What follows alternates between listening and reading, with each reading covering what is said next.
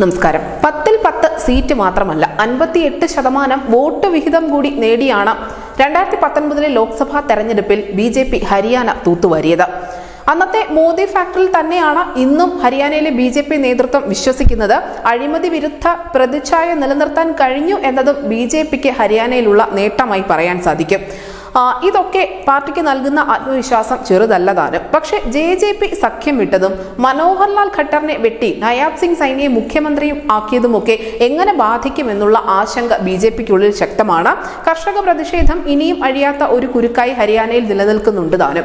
കോൺഗ്രസിനെ സംബന്ധിച്ച് സംഘടനാ ബലവും അടിത്തറയും ഒക്കെയുള്ള സംസ്ഥാനം തന്നെയാണ് ഹരിയാന എന്ന് പറയുന്നത്. ഈ സംഘടനാ ബലം ഒരേ സമയം തന്നെ കോൺഗ്രസിന് അനുഗ്രഹവും ശാപവും ഒക്കെയാണ്. 2 തവണ മുഖ്യമന്ത്രിയായ ഭൂപീന്ദർ സിംഗ് ഹൂഡ നേതൃത്വത്തിൽ SRK എന്നൊരു ശക്തി ഹരിയാനയിൽ ഇടക്കാലത്ത് രൂപം കൊണ്ടിരുന്നു. SRK എന്നാൽ കുമാരി സൽജ, രൺദീപ് സിംഗ് സർജേവാല, കിരൺ ചൗധരി എന്നിവരുടെ സഖ്യം. ഇവരാണ് ഹരിയാനയിലെ കോൺഗ്രസിനെ വളർത്തിയതും തളർത്തിയതുമൊക്കെ.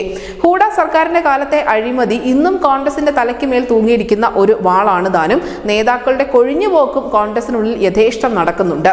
ഹരിയാനയിൽ ചെറു പാർട്ടികൾ തന്നെയാണ് വിധി നിർണ്ണയിക്കാൻ പോകുന്നത് എന്ന കാര്യത്തിൽ ഒരു തർക്കവുമില്ല. വിശേഷിച്ചും JJPയും INLDയും ജാട്ടുകളുടെയും കർഷകരുടെയും സ്വന്തം പാർട്ടി. ഏതാനും വർഷമായി ചിത്രത്തിൽ തന്നെയില്ല മുൻ ഉപപ്രധാനമന്ത്രി ദേവിലാൽ സ്ഥാപിച്ച INLD എന്ന പാർട്ടി. എന്നാൽ അവരിൽ നിന്നും പിരിഞ്ഞു വന്ന ദുഷ്യന്ത് ചൗട്ടാലയുടെ JJPക്ക് സംസ്ഥാനത്ത് കാര്യമായ മുൻതൂക്കമുണ്ട് താനും.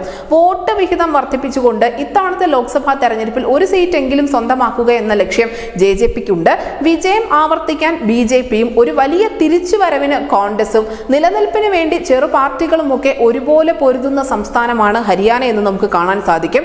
പക്ഷെ ഇവരുടെ ആരുടെയും ലക്ഷ്യം ലോക്സഭാ തെരഞ്ഞെടുപ്പല്ല, വർഷ അവസാനം വരാനിരിക്കുന്ന നിയമസഭാ തെരഞ്ഞെടുപ്പ് തന്നെയാണ്. പാർട്ടിയുടെ നേതൃത്വങ്ങളൊക്കെയും ലോക്സഭാ തെരഞ്ഞെടുപ്പിനെ മുന്നിൽ കണ്ടുകൊണ്ട് പ്രവർത്തിക്കണമെന്ന് പറയുന്നുണ്ട് എങ്കിൽ പോലും എല്ലാ നേതാക്കളുടെയും കണ്ണ് നിയമസഭയിൽ തന്നെയാണ്.